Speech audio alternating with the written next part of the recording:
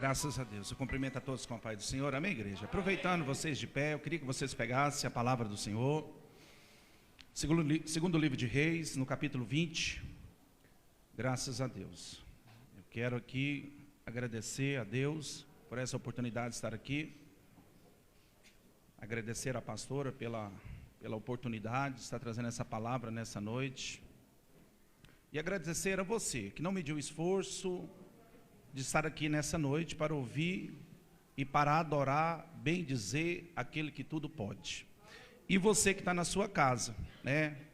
Por motivos, eu não sei, que você está aí na sua sala, ou no seu quarto, ou no seu carro, para cultuar a Deus, prestar o seu culto de gratidão a Deus. Deus te abençoa, Deus tem uma palavra para você. Queria que você prestasse bastante atenção, você que está aí na sua casa, como nós estamos aqui nesse templo adorando ao Senhor, que você ouvisse a palavra do Senhor. Deus tem uma palavra para você. O tema a qual a igreja está, 2 Reis, capítulo 20, igreja, o tema é reparando o altar. Quinta-feira passada nós ouvimos aqui o instrumento de Deus, o pastor Eduardo trouxe uma palavra forte sobre o tema, Todos nós sabemos de Elias, os profetas de Baal. E eu preocupado com o Senhor, o que o Senhor quer falar para a igreja? E eu queria ministrar o altar, entre os irmãos. Mas Deus proveu essa noite, essa palavra, eu não vou sair do tema da igreja, amém? Da campanha, amém? Todos encontraram? Amém? Posso ler? É conhecido nosso, da igreja. Vou ler. 2 Reis, capítulo 20, diz assim: E naquele dia adoeceu Ezequias de uma enfermidade, e o profeta Isaías, filho de Amós, veio a ele e disse: Assim diz o Senhor, ordena a tua casa, porque morrerás e não viverás. Vamos todos nós, numa só voz para Jesus? Eu creio que essa tradução está em todas as Bíblias. Amém? Vamos então? Vou contar de 1 até 3. E quando eu terminar, todo mundo. Amém? Bonitinho para Jesus. 1, 2, 3. E naquele dia,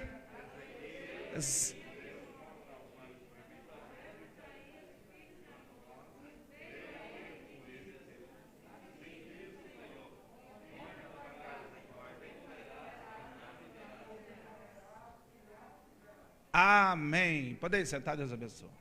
Graças a Deus. Esse tema a qual a igreja, o culto de libertação, no departamento das irmãs, da pastora e da Marlene, mas na direção do Espírito Santo. Ele sabe a qual nós carecemos de ouvir. Aquilo, não que eu quero, mas aquilo que Deus tem para mim e para você ouvir. Eu sei que Deus é o maior interessado em nos abençoar. Mas o prazer dele é que a igreja esteja trilhando naquilo que ele propôs para a igreja. E nós não podemos desviar do caminho. A igreja, nós sabemos que ela tem que santificar. Porque sem santificação ninguém veremos a Deus. E quando fala de altar, fala de santificação. Aqui quando o profeta vai lá e fala assim, põe em ordem a tua casa, ou põe em ordem o teu altar. Porque morrerás e não viverás. Aqui o profeta messiânico, ele também relata aqui. Eu sei que essa passagem, esse texto é bastante conhecido nosso, da igreja. Aqui já teve uma escola bíblica dominical que já foi lecionada esse aqui a qual eu vou ministrar aqui. Aqui no 2 Reis, aqui, capítulo 20, ele vai falar que agora o rei Ezequias, ele fez tudo que era prazeroso aos olhos do Senhor. Ele restabeleceu a santidade em Judá, em Jerusalém. Ele trouxe o povo a cultuar a Deus, a reparar o altar. Só que para nós entender aqui um pouco, eu vou voltar alguns livros atrás, 2 Reis capítulo 16 e 2 Crônica capítulo 19. Vai falar do reinado de Acaz. Quem era Acaz? Acaz era o pai do rei Ezequias. Ele fez que o povo extraviasse, saísse da presença do Senhor. Ele era o rei de Jerusalém, de Judá. Só que agora ele começou a pegar ídolos e trazer para o altar. O povo a qual outra hora tinha o costume de adorar, eles estavam cultuando Deus estranho. E Deus a qual ele fez eu e você a sua imagem, a sua semelhança, ele vai permitir que nós cultuamos a Deus estranho. Que tem boca, mas não fala, que tem ouvido, mas não ouve, que tem mão, mas não pega, que tem olho, mas não vê. Esse Deus a qual eu e você estamos cujo aqui no templo, ele contempla tudo, ele vê tudo. A Bíblia fala que ele examina os rins e esquadrinha o coração. Antes que haja uma palavra na nossa boca, ele já sabe daquilo que eu e você vamos falar. Até os vossos fios de cabelo todos estão contados. É certo que há alguns anos eu tinha mais cabelo que hoje, mas ele sabe de tudo. Ninguém pega Deus de surpresa. Deus já sabia que ele já estava pensando no sucessor, porque agora o pai dele tinha feito que o povo tinha distanciado da presença do Senhor. E Deus, quando ele fez eu e você, ele quer que nós, olha que obedecemos o quê? Os estatutos, os mandamentos, os pergaminhos, para que nós atentamos para saber qual é a vontade do Senhor para nós, a igreja do Senhor. Eu gosto tanto de falar aquele versículo que lá em Deuteronômio 28:2, e diz assim, ó: e todas as bênçãos virão sobre ti e te alcançarão quando ouvires a voz do Senhor teu Deus. Que muitas das vezes a gente fica tão preocupado: Senhor, me abençoa, Senhor, me dá, Senhor, eu quero, Senhor, eu preciso. Aí o Senhor está falando assim: se você atentar, se você guardar a palavra no teu coração, você não vai precisar correr atrás da bênção, a bênção que vai correr atrás de você. Mas o Senhor quer que nós o quê? Atentamos. Mas o Senhor agora viu que o pai dele tinha feito tudo que era mal aos olhos do Senhor. Deus já estava pensando o quê? No sucessor. Eu não sei se o horário vai dar aqui, mas eu quero trazer algo aqui que vai criar dentro de mim, dentro de você, um desejo mais de conhecer quem é Deus. O Deus que chega nos pregadores, nos levitas de madrugada e fala: o que você está fazendo? Deus está preocupado em despertar nós, igreja, para um relacionamento amplo. Aqui ele já estava pensando o quê? No sucessor. E todas as vezes que Deus pensa no sucessor, Deus pensa na nossa o quê? Na nossa linhagem. Aquele Salmo 128 fala assim, que eu e você veremos os filhos, o filho, né, na mesa do Senhor. Aí você vai ver o filho dos filhos servindo ao Senhor. E às vezes nós ficamos preocupados: mas ninguém está servindo da minha casa, ninguém veio, o povo não quer sim. Você está aqui, você está reparando o altar, e Deus está trabalhando assim. Primeiro Deus trabalha na minha vida para atingir eles lá, porque quando eles veem, falam: nossa, eu vejo Deus na vida dela, eu vejo Deus na vida dele, porque tem mudança, tem transformação, então eu quero esse Deus. Aí quando eu e você abrimos a boca, a palavra do Senhor, ela prosperará naquilo que vier e não voltará vazia. Por quê? Porque ela já quebrantou o coração daquelas pessoas. Mas primeiro começa aonde? Em mim, no meu altar, na minha vida. Aqui Deus já estava pensando o quê? Naquilo que ia ser o quê? O futuro, igreja. Por isso que você vai descansar hoje mais no Senhor. Nós vimos falar na terça-feira sobre ansiedade. Aí hoje o Senhor vai combater mais um pouco dessa ansiedade que cogita dentro de mim, cogita dentro de nós, cogita dentro de você, que você está aí do outro lado, ouvindo essa preciosa palavra. Você que anda ansioso, você vai descansar mais no Senhor. Deus já estava pensando em quem? Do filho. Aí Ezequias, com 24 anos, ele assume o reinado. Com 39 anos, o profeta vai lá e fala assim: põe a tua casa em ordem, porque morrerá. Com 54 anos ele morre. Eu tenho o porquê que você está falando isso aqui. 24 anos, o pai dele reinou. O pai dele começou a reinar com 20 anos. Ele começou com 24. Mas a primeira coisa que ele faz, ele vai aonde? Altar. Ele vai reparar o altar. Para quê? Atrair, chamar a presença do Deus Todo-Poderoso. Mas o que é altar? Retificar, organizar, purificar, adorar. Altar é isso, igreja. Então a primeira coisa que o rei Ezequias ele preocupa em atrair o quê? A presença dele. Porque Deus ele não está preocupado se eu prego bem, canto bem, falo bem, eu tenho uma oratória bonita. Não, Deus não está preocupado com isso. Deus está preocupado com pessoas que têm altar. A Bíblia não fala em João capítulo 4 versículo 23, e Deus procura os adoradores. Se ele procura, porque não tem, igreja. Aqui, com 24 anos, a primeira coisa que ele faz, ele vai o quê? Reparar o altar. O altar precisava, igreja. Nós vivemos uma geração assim, que tem muitos pregadores, mas tem pouca pregação. O que tem mais no nosso meio, porque hoje até virou moda ser evangélico. Todo mundo hoje é evangélico, igreja. O fulano lá é evangélico, mas para o quê? Porque ele sabe que aqui a terra é boa, tudo que planta dá. Aí as pessoas do mundo secular, eles estão olhando aqui, porque antigamente o mundo aí fora, ele queria ser igual à igreja, hoje a igreja quer ser lá, por isso que virou uma mistura, mas Deus tem organização na sua casa. Aí a primeira coisa que ele faz, ele vai aonde? Altar. Ele vai reparar o quê? O altar. O altar está desmantelado, e a primeira coisa que ele preocupa é reparar o altar, para que Deus possa manifestar. Hoje nós ficamos muito preocupados com altar, mas esse altar aqui, ele não é altar, ele é púlpito. Altar é aqui, igreja, ó, é dentro de mim, dentro de você. É onde manifesta a presença do Espírito Santo do Senhor, só que ele é santo. E ele fala, seja santo toda maneira de viver. Aí o que ele faz? Ele começa a tirar os ídolos a qual o seu pai trouxe, a qual o seu pai se misturou, fez aliança. Então ele começa o quê? Reparar o altar, tirar os ídolos, jogar os ídolos por terra, porque o povo precisava conhecer um Deus genuíno, um Deus verdadeiro, um Deus que fala, um Deus que vê, um Deus que ouve, um Deus que tem mão, mas pega. Aí a primeira coisa que ele faz, o quê? Joga os ídolos fora.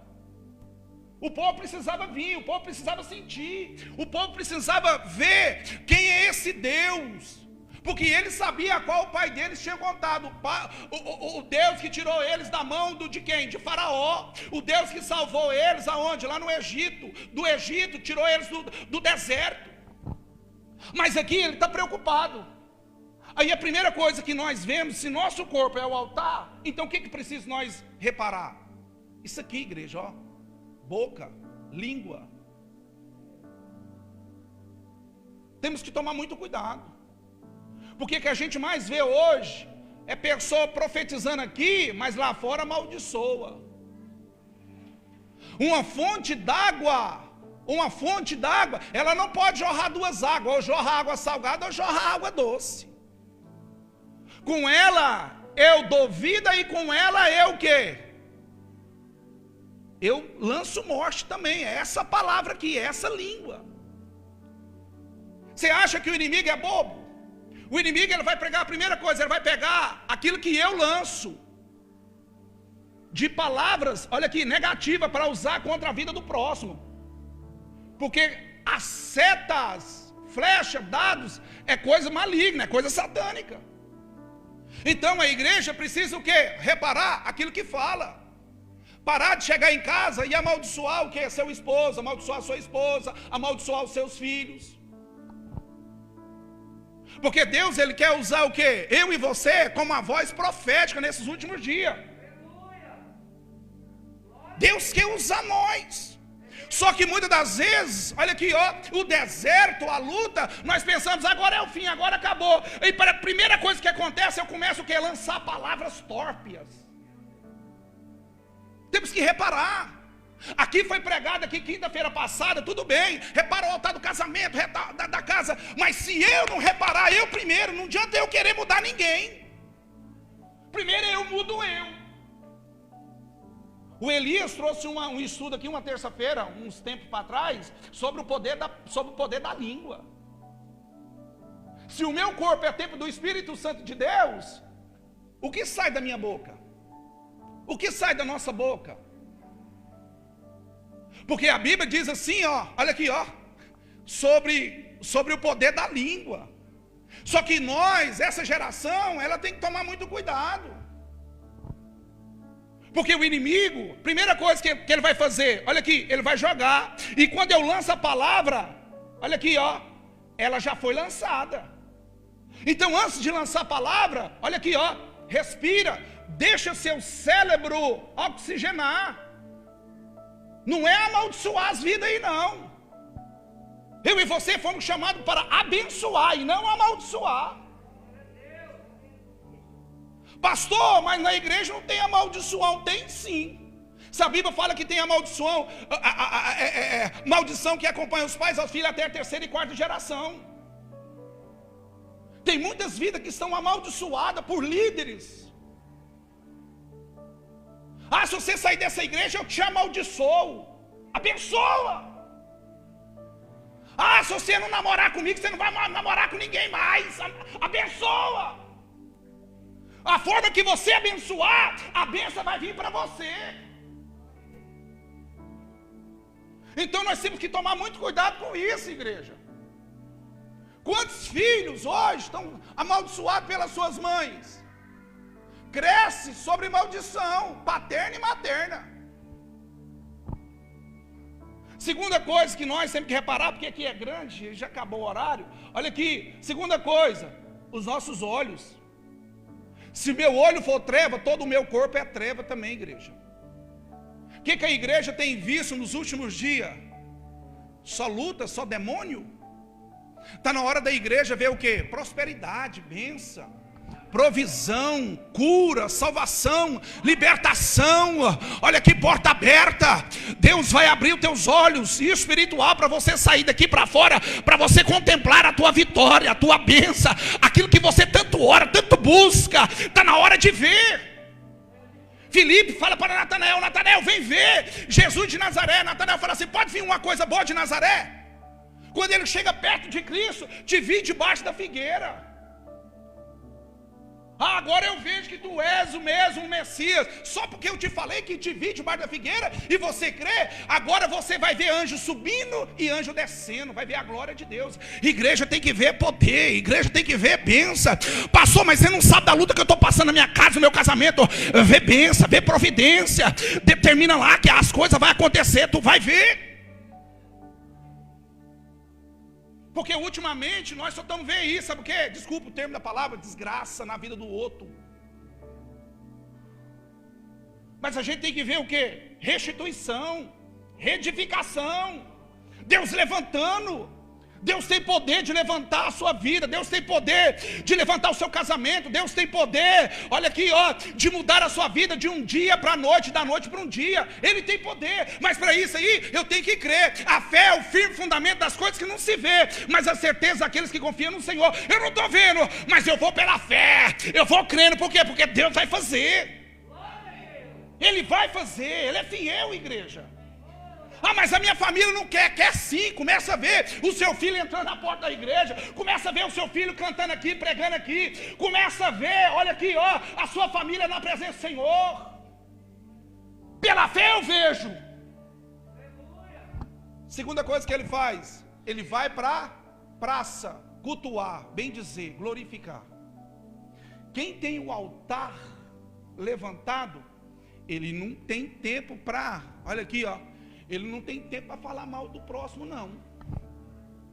Quem tem o altar levantado, ele quer cultuar, ele quer buscar, ele quer fazer culto de gratidão, ele quer, não importa a circunstância, eu não vou parar. Por quê? Porque o meu altar está levantado e o meu candelabro está aceso. Quem tem, olha aqui, altar aceso, ele quer estar na presença do Senhor. Ah, mas hoje não tem culto, mas eu vou para a oração. Ah, mas hoje, olha aqui, ó, hoje todo mundo, ó, acabou, mas eu vou o quê? Eu vou buscar o meu Deus, porque eu sou altar. Ele vai para a praça, lá na praça ele chama sacerdote levita e vai cultuar a Deus. Sabe o que está faltando para essa geração? Culto doméstico. Perdemos essa prática. Antigamente o que a gente mais via é um culto ali, as almas perdidas, drogado, bêbado, tinha que parar. Eu era um desse, que eu não resisti o culto doméstico. Por quê? Porque aquele louvor, aquela palavra, parece que entrava dentro de mim. Eu falava assim: não, eu tenho que parar, eu tenho que consertar, eu tenho que voltar, eu tenho que buscar esse Deus. Por quê? Porque havia culto doméstico. Aí ele fez tudo que era prazeroso aos olhos do Senhor. O profeta vai lá, Isaías, filho de Amós, fala assim: põe a tua casa em ordem, porque morrerás. Mas como que Deus pode fazer uma coisa dessa com ele? Ele não restabeleceu a santidade em Judá? Mas nós temos que estar preparados para o dia mau, igreja. A Bíblia diz lá em Efésios 6,13: revestir de toda a armadura do Senhor, para que possa ficar firme no dia mau. Olha aqui, ficar firme no dia mau. O dia mau vem para todo mundo, vem para o rico, vem para o pobre, vem para o grande, vem para o pequeno. E quando chega para mim e para você? Chega lá, põe a tua casa em ordem. Sabe o que ele fez? Ele não saiu desesperado. Já viu a oração do crente desesperado? Ai! Aí vai na casa do pastor, vai na missionária, vai no fulano. Mas quem tem altar, ele sabe da sua comunhão com Deus. A primeira coisa que ele faz, chegou o dia mau, chegou a notícia: infelizmente o médico diagnosticou que você tem um câncer. Eu sei que o meu Redentor, ele vive. O que ele vai fazer? Vai orar. O que ele fez? Ele não saiu do lugar, ele só virou o rosto para a parede e orou ao Senhor e falou assim: Senhor, lembra que andei reto diante de ti e fiz o que era prazeroso aos teus olhos. E chorou Ezequias muitíssimo. O dia chegou mal para ele. Será que eu estou falando com mulher, com homens, ou que eu estou falando com pessoas aqui do outro lado, que você está passando o pior dia da sua vida? Eu tenho uma palavra de Deus para você. Você tem que suportar esse dia mal. Esse dia mal quer dizer que você tem que mostrar a sua confiança que você tem em Deus.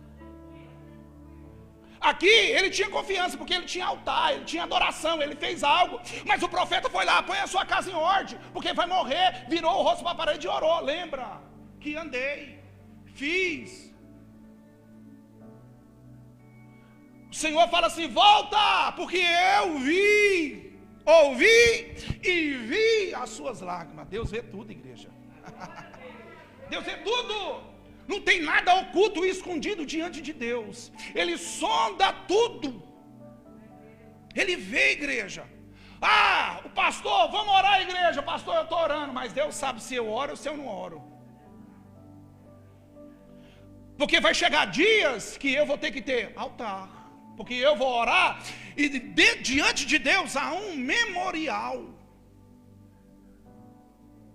Diante de Deus é um memorial, igreja. Eu lembro que diante de Deus, em Eclesiastes 11:12, diz que Deus trará juízo a todas as coisas, ou seja ela boa, ou seja ela mal. Mas Ele vai trazer juízo a todas as coisas, igreja. E nós, como que nós estamos diante dessa geração perversa? A geração de Sodoma e Gomorra é coadjuvante para essa geração.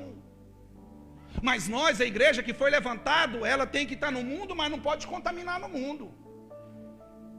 Ela está no meio do lixo, mas não pode se sujar no meio do lixo. É eu, é você, é nós, a igreja. Uma igreja comprada, lavada no sangue do Cordeiro.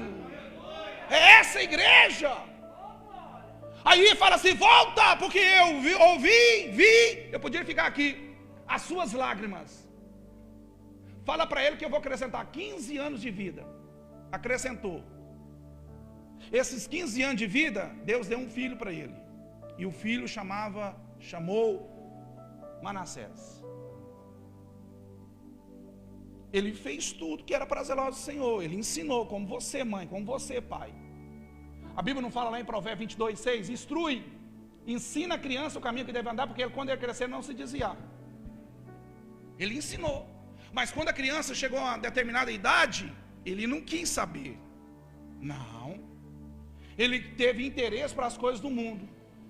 As coisas do mundo é atrativa? É atrativa. Seria hipocrisia minha ou nossa falar que no mundo não tem atração. Tem sim atração.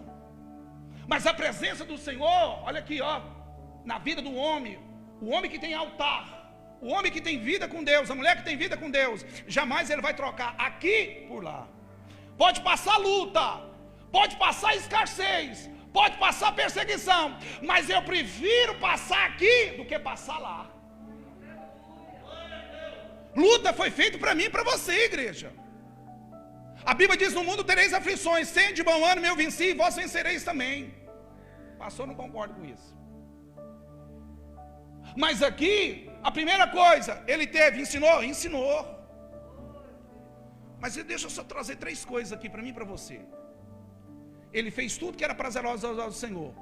Restabeleceu a santidade, Judá. Deus mandou o profeta lá.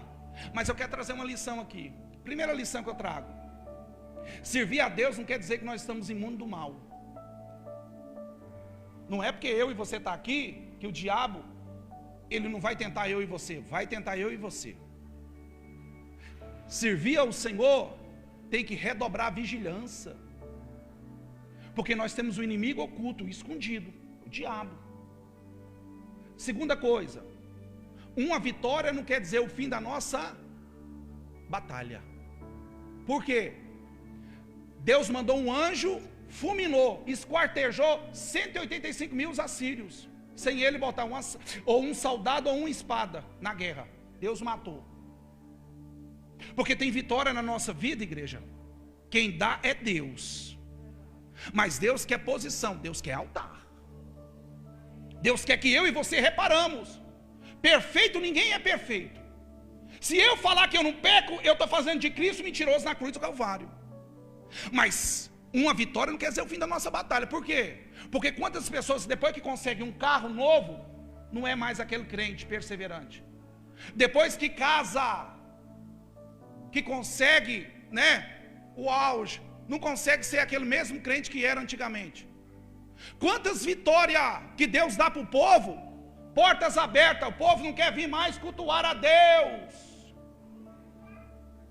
Então, olha aqui, Ele te dá vitória, Ele me dá vitória, para nós continuar na perseverança, na luta, na determinação.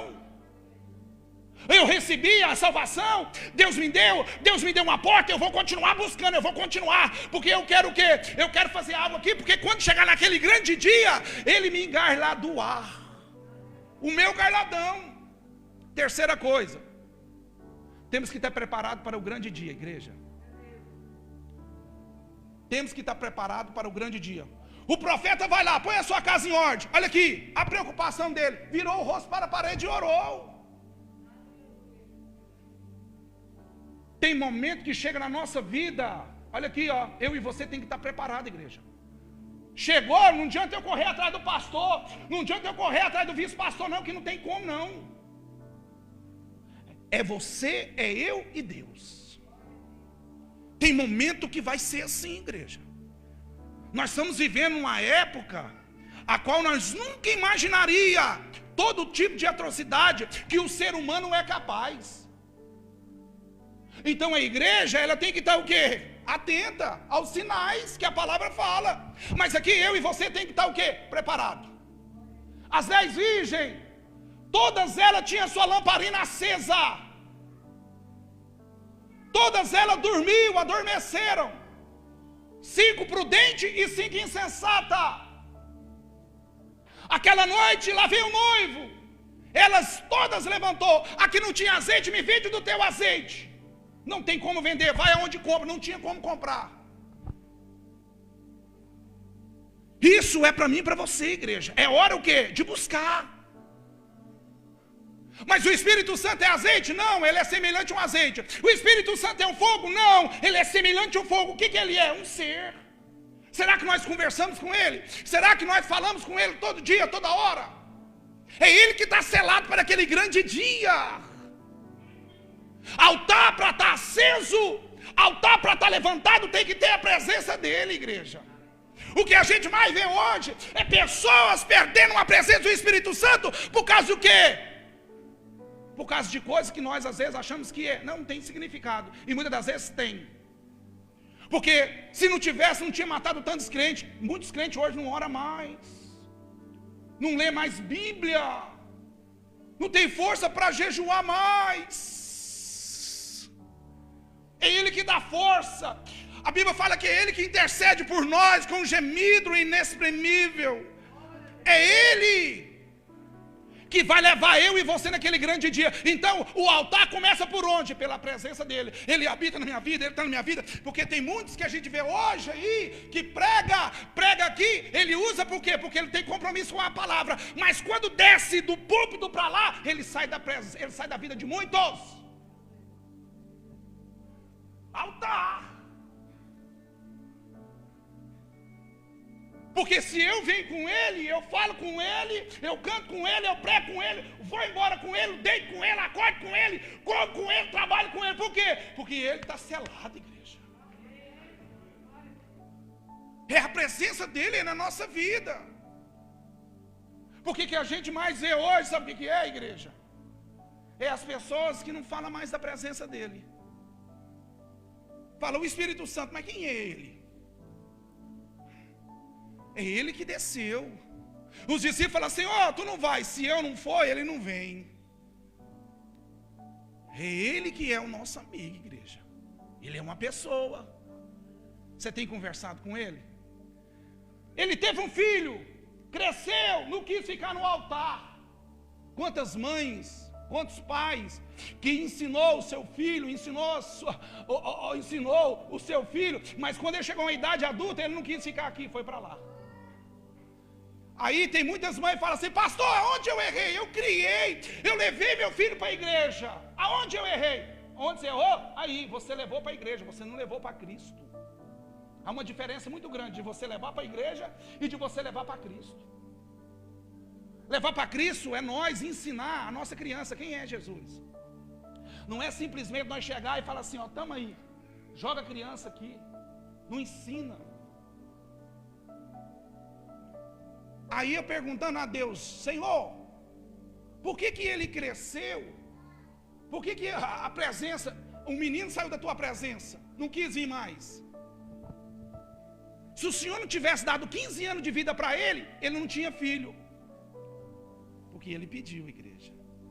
Então eu e você tem que saber o que nós vamos pedir para o Senhor. Tem muitas pessoas que pedem, mas não perguntam: Senhor, é da tua vontade? Tem momentos na nossa vida que a gente tem que, o quê? Senhor, se isso for para mim, eu quero. Mas se não for para mim, eu não quero.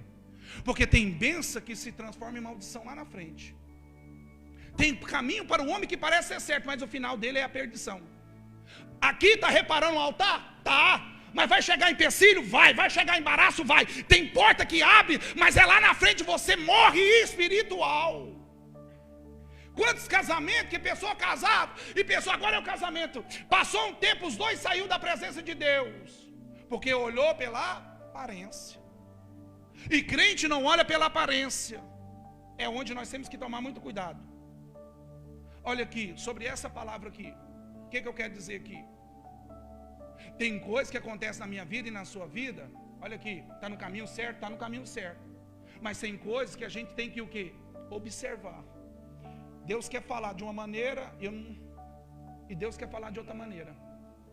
Mas o que Deus quer o quê? Não falar através de segundo. Deus quer falar o quê? Dentro de mim, comigo.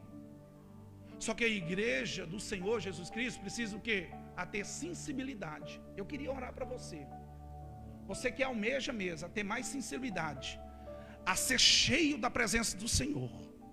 Eu não vou te falar para você que Deus vai tirar a luta da sua vida, não, porque eu estou mentindo, que não vai tirar, não. Ele vai te dar força para você. Ele vai dar força para mim, o quê? Para mim e para você vencer. Mas vencer o quê? Cheio da presença dele, determinado. Vencer de cabeça erguida. Machuquei, foi difícil, foi, mas eu cheguei até o fim, eu não parei. Porque o que tem mais hoje é pessoas o quê? Parando no meio do caminho. Por quê? Porque deixou o Espírito Santo de Deus lá atrás. Hoje não fala mais com ele. Chega em casa, joga a Bíblia de qualquer maneira. Só lembra de pegar a Bíblia quando vem para o culto e olha lá ainda. Eu queria orar para você. Posso orar para você? Posso orar para você? Posso orar? Só para você que crê. Se você não crê. Mas para isso, o que tem aí dentro de você? Aonde você precisa reparar? Como que está a sua vida? Será que a televisão tem roubado o seu tempo com Deus? Ou os aparelhos telefônicos hoje? As pessoas ficam 24 horas dentro de um... Pede a Deus agora: Senhor, me dá domínio próprio. Pede a Deus. Mas para isso eu tenho que abrir a boca: Senhor, eu quero, me ajuda, Senhor. Eu quero ter a sensibilidade do Teu Espírito Santo. Eu quero ser autêntico, Pai. Eu queria te convidar você a orar. Senhor, sobre a tua misericórdia, sobre as nossas vidas, aqui está, meu Deus. Falei aquilo que o Senhor tem colocado no meu coração. Eu te peço ao Senhor. Tem pessoas que veio para cá até agora, meu Deus, não sentiu, não adorou o Senhor. Parece que veio para um shopping.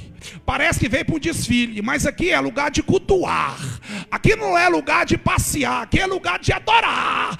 Aqui é lugar de reparar o altar.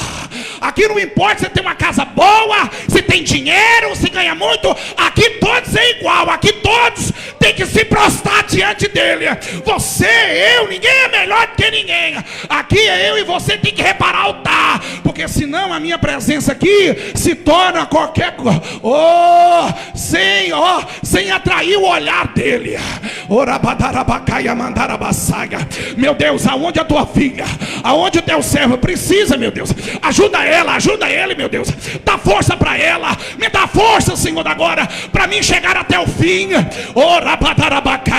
para mim ter a sensibilidade do teu Espírito Santo. Pai, eu te agradeço, Senhor, por tudo que o Senhor tenha feito.